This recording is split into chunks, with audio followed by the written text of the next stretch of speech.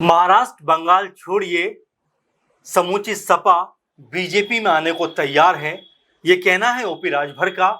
और ये बयान उनका उत्तर प्रदेश के अंदर अब सनसनी मचाता हुआ दिखाई पड़ता है, क्योंकि सबसे पहले हमने देखा कि वेस्ट बंगाल में जिस तरह टीएमसी का बिखराव दिखाई पड़ा, उसके बाद उद्धव ठाकरे की पार्टी, उसके अंदर हम बिखराव देख रहे हैं। और अब ओपी राजभर का जो बयान आया है, उसने उत्तर प्रदेश के अंदर एक सनसनी का माहौल कायम कर दिया है कि क्या उत्तर प्रदेश में कोई बड़ी टूट समाजवादी पार्टी के अंदर होने वाली है। इस मुद्दे को लेकर हम बातचीत आपसे करेंगे और बताएंगे कि इस बारे में किस किस का क्या बयान सामने आ रहा है। सबसे पहले तो हम जिस तरह से ओपी राजभर का बयान आपको बता रहे हैं, ओपी राजभर कहते हैं कि सपा में बड़ी टूट पक्की है। राम गोपाल यादव जी हाल ही में अमित शाह जी को चिट्ठी देते हैं और खनन घोटाला और गोमती रिवर फ्रंट घोटाले का मास्टरमाइंड कौन है ये पूरा उत्तर प्रदेश जानता है। और महाराष्ट्र बंगाल छोड़िए, समूची सपा जो है, यानी पूरी की पूरी समाजवादी पार्टी जो है, वो अब बीजेपी में शामिल होने को तैयार बैठी है। और जिस तरीके से ओपी राजभर का ये बयान सामने आया है, उसके बाद उत्तर प्रदेश समेत समाजवादी पार्टी के अंदर एक बड़ी खलबली मचती हुई दिखाई पड़ती है। और यहाँ पर तमाम तरह से प्रतिक्रियाओं का दौर निकलकर सामने आता है। आपको बता दें, इस पूरे मामले के ऊपर समाजवादी पार्टी के मुखिया अखिलेश यादव ने करारा पलटवार किया है। उन्होंने सुबह सपा चीफ और योगी सरकार में मंत्री ओपी राजभर के इस बयान पर जिस तरह का पलटवार किया है, उसके बारे में भी आपको बताते हैं। दरअसल जब ये बयान सामने आता है, उसके बाद में अखिलेश यादव यहां पर तीखी प्रतिक्रिया देते हुए कहते हैं कि उन्होंने दावा किया कि साल 2017 से पहले उन्हें कोई नहीं जानता था। राजभर पर अखिलेश ने कहा कि दाना और गाना कब तक चलेगा अफसाना। ओपी राजभर ने अखिलेश यादव के चाचा और राज्यसभा सांसद रामगोपाल यादव का जिक्र करके कहा था कि उन्होंने गृह मंत्री अमित शाह को चिट्ठी सौंपी थी। यानी इस चिट्ठी में गोमती रिवर फ्रंट का जिक्र है, इस चिट्ठी में खनन घोटाले का जिक्र है, और कहा था कि कोई जेल थोड़े ही जाना चाहता है। इस तरह की बातें ओपी राजभर ने कही थी। और इस तरह का बयान देने के बाद कहीं ना कहीं पूरा मामला सुर्खियों में अब आता हुआ दिखाई पड़ता है। आपको बता दें, अब इस मामले के ऊपर रामगोपाल यादव ने भी करारा हमला किया है। और जिस तरीके से उनके ऊपर एक जो आरोप लगाया है, उसकी प्रतिक्रिया में जो यहाँ पर रामगोपाल यादव ने भी कहा है कि ओपी राजभर जो हैं वो एक मूर्खों की तरह बयान दे रहे हैं, उसका कोई मतलब नहीं है। इस तरह की बयानबाजी करके कहीं ना कहीं वो खुद को चर्चाओं में लेकर आना चाहते हैं। इस तरह की बात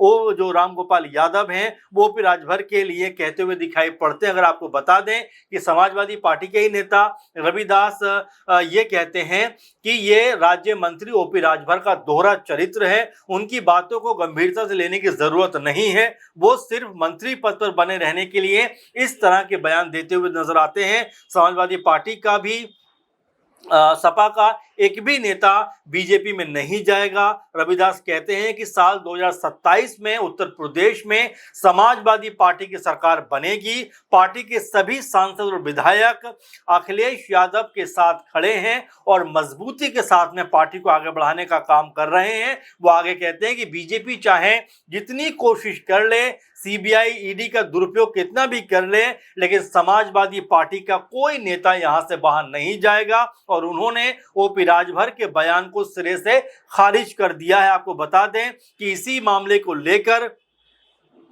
जो है राज्यसभा सांसद रामगोपाल यादव ने भी तीखी प्रतिक्रिया दी है। उन्होंने राजभर को जैसा भी बताया कि मूर्ख बताते हुए कहा कि वो अपनी पार्टी का ख्याल रखें। समाजवादी पार्टी के नेता मनीष सिंह ने भी समाजवादी पार्टी में फूट के बारे में उत्तर प्रदेश के मंत्री ओम प्रकाश राजभर के बयान पर तीखी प्रतिक्रिया दी है। उन्होंने कहा है समाजवादी पार्टी पर टिप्पणी करने से पहले ओम प्रकाश राजभर को अपनी राजनीतिक ताकत और क्षमताओं का आकलन करना चाहिए।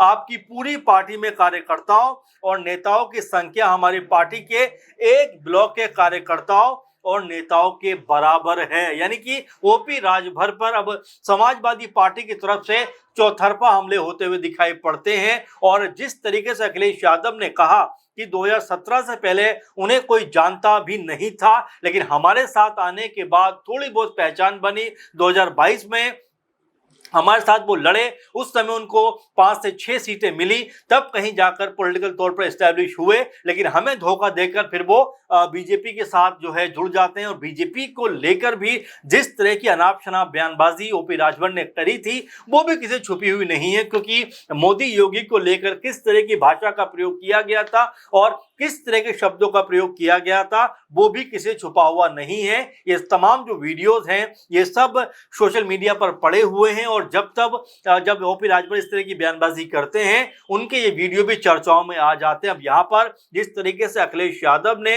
हमला किया है कि दाना और गाना कब तक चलेगा अफसाना, यानी उन्होंने राजभर के लिए इस तरह की बात को कहा है कि कभी कभार तो आप काम की बात भी कर लिया कीजिए। आप 3-4 साल से मंत्री हैं, आपने मंत्री रहते हुए क्या कुछ किया, राजभर समुदाय को कितना आपने लाभ पहुंचाया, इसके बारे में जिक्र नहीं करते। लेकिन समाजवादी पार्टी के बारे में उनको बहुत चिंता रहती है। अब अगर पार्टी टूटने की बात आती है तो अब्बास अंसारी जो ओपी राजभर के ही कह सकते हैं कि विधायक हैं, लेकिन जिस तरीके से उनके बागी सुर नजर आते हैं उसको लेकर ओपी राजभर खामोशी इख्तियार कर लेते हैं और ये तक कहते हुए नजर आते हैं कि अगर वो चले भी जाते हैं तो उनके जाने से कोई फर्क नहीं पड़ेगा। जरा सोचिए, 6 तो कुल विधायक है, उसमें से अब्बास अंसारी चले जाते हैं तो क्या फर्क नहीं पड़ेगा? जाहिर बात है पार्टी सिमटती हुई दिखाई पड़ेगी। और जिस तरह की बात मनीष जो समाजवादी पार्टी के नेता हैं जिस तरह का बयान वो देते हुए नजर आते हैं कि ओपी राजभर को अपनी ताकत अपनी क्षमताओं का आकलन करना चाहिए। उनकी पार्टी में जितने नेता और कार्यकर्ता हैं उतने नेता हमारी पार्टी में एक ब्लॉक में होते हैं, तो इसलिए हमारी पार्टी का अंदाजा लगाना उनके बस की बात नहीं है। अगर लोकसभा की बात करें तो समाजवादी पार्टी के पास में 37 सांसद हैं। विधानसभा की बात करें तो इसमें सपा के पास में 110 विधायक नजर आते हैं। एक बड़ी पार्टी के रूप में उत्तर प्रदेश में समाजवादी पार्टी दिखाई पड़ती है। वहीं ओपी राजभर का जिक्र करें तो संसद में कोई उनका सांसद नहीं है। उनके बेटे चुनाव लड़े भी थे, बुरी तरह से हारे बीजेपी के सपोर्ट के बावजूद। वहीं उनके जो 5-6 विधायक बने भी वो भी सपा के सहयोग से बने। अब ऐसे में जब 2027 का चुनाव होगा तो कितनी सीटें उनको मिलेंगी ये भी देखना बेहद दिलचस्प होने वाला है, क्योंकि जब 2022 में सपा के साथ ओपी राजभर ने चुनाव लड़ा था उनको 17-18 सीटें मिलती हुई दिखाई पड़ी थी, लेकिन बीजेपी में कितनी सीटें उनको मिलेंगी ये अपने आप में देखने वाली बात होगी। हालांकि कई जगह से उन्होंने सूची बनाकर दी है कि 54-55 सीटों के ऊपर उनका आकलन है और इसमें से कम जो खबरें हैं उसके मुताबिक 30 से 32 सीटें ओपी राजभर बीजेपी से मांग सकते हैं। अब जरा आप देखिए कि क्या ओपी राजभर को बीजेपी जो है 30 से 32 या 35 सीटें दे सकती है, क्योंकि उनके पास में जयंत चौधरी भी हैं, चिराग पासवान की भी आने की बात चल रही है। अनुप्रिया पटेल ने 17 में से 12 सीटें जीती थी, वो भी चाहेंगी कि उनको ज्यादा सीटें मिले। तो ये कुल मिला जुलाकर अपने ही जाल में कहीं ना कहीं ओपी राजभर अब फंसते हुए दिखाई पड़ते हैं। और जिस तरह की बात को वो कहते हैं कि समूची सपा बीजेपी में शामिल होने को तैयार है, इस तरह की बात को करके कहीं वो अपने लिए मीडिया में ज्यादा तवज्जो तो नहीं चाहते, इसलिए इस तरह की बयानबाजी करते हुए नजर आते हैं। क्योंकि ओपी राजभर की जो राजनीति रही है, कभी सपा कभी बीजेपी, यानी इसी तरह की डावाडोल उनकी राजनीति रही है। खुद के बूते उनका क्या स्टैंड रहेगा ये देखना होगा कि अब जब अकेले दम पे चुनाव लड़ेंगे कितना फायदा उनको मिलता है या कितना लोग उनको पसंद करते हैं। अब 27 के चुनाव में उनका जो कह सकते हैं कि सीट शेयरिंग है उनको किस हद पर मिलती हुई दिखाई पड़ेगी, ये तमाम सारे सवाल हैं जो लगातार बनते हुए नजर आते हैं उत्तर प्रदेश के लिहाज से। और अब जिस तरह का बयान ओपी राजभर ने दिया है उसके बाद में किस तरह का और ज्यादा बयान जो हल्ला है वो सपा की तरफ से होता हुआ दिखाई पड़ता है। किस तरह से समाजवादी पार्टी के नेता जो हैं वो यहाँ पर ओपी राजभर को घेरते हुए दिखाई पड़ते हैं, क्योंकि 3-4 नेताओं के नाम तो यही मैं आपके सामने पढ़ रहा हूँ। इसके अलावा सोशल मीडिया पर तमाम सारे लोग जो हैं वो ओपी राजभर को ट्रोल करते हुए नजर आते हैं कि उनकी राजनीति सिर्फ समाजवादी पार्टी तक सीमित रह गई है, उनके सारे बयान जो हैं वो सपा तक सीमित रह गए हैं। किसी और के बारे में वो कुछ और नहीं बोलते। वो जिस मंत्रालय को संभाल रहे हैं उस मंत्रालय में उन्होंने क्या काम किया उसके बारे में कुछ नहीं बताते।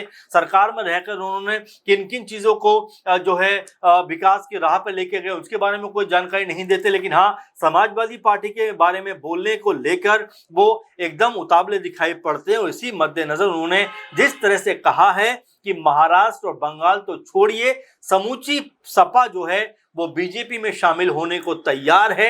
इस बयान के आने के बाद लगातार उत्तर प्रदेश में जो सियासी पारा है, जो सियासी गर्माहट है, वो एक अलग लेवल पर देखने को मिल रही है कि आखिर ओपी राजभर इस तरह की बयानबाजी किसके इशारे पे करते हुए दिखाई पड़ते हैं और क्यों इस तरह की बयानबाजी का उनको सहारा लेना पड़ता है। ये अपने आप में बड़ा सवाल यहाँ पर बनता हुआ दिखाई पड़ता है। अब जाहिर बात है कि ओपी राजभर की तरफ से जो बयानबाजी हुई है उसके बाद में अब यहाँ पर क्या माहौल उत्तर प्रदेश में बनता हुआ दिखाई पड़ता है, इस बात को लेकर बीजेपी की तरफ से क्या कह सकते हैं कि बयान सामने आता है और आने वाले दिनों में इस पूरे मामले के ऊपर क्या चर्चा उत्तर प्रदेश में होती हुई दिखाई पड़ती है, ये अपने आप में देखने वाली बात होने वाली है। क्योंकि जिस तरह से ओपी राजभर ने बयान का जिक्र किया है, जिस तरह से ओपी राजभर ने यहां पर 2-3 घोटालों का जिक्र किया है और जिस तरह से ओपी राजभर ने पूरी सपा को बीजेपी में शामिल होने की बात को कहा है, उसको लेकर अब सियासी पारा चढ़ता हुआ दिखाई पड़ता है। इसको लेकर आप क्या सोचते हैं, आप कैसे इस पूरे मामले को देखते हैं, जरूर कमेंट करिए।